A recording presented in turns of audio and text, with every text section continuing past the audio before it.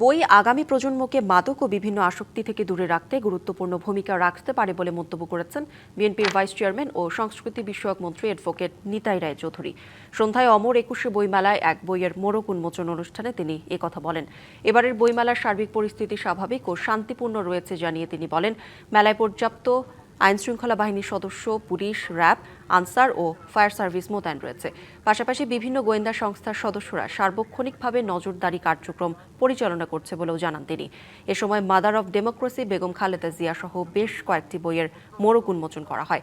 পরে পাঠক ও লেখকদের উপস্থিতি নিয়ে সাংবাদিকদের প্রশ্নের জবাবে নিতাই রায় চৌধুরী বলেন, এবারের মেলায় পাঠক ও লেখকদের উপস্থিতি সন্তোষজনক এবং তুলনামূলকভাবে বইয়ের বিক্রিও বেড়েছে।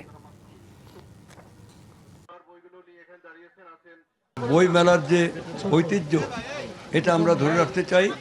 আমাদের সরকার আমাদের সমস্ত প্রকার যে সাংস্কৃতিক ঐতিহ্য, আমাদের যে দেশের যে বৈচিত্র্য, বিভিন্ন শ্রেণী পেশা, বিভিন্ন জাতি উপজাতির যে সমাবেশ আমাদের বাংলাদেশি জাতীয়তাবাদের ভিত্তিতে আমরা গড়ে তুলেছি, সেটাকে আমরা জাগরুক করতে চাই।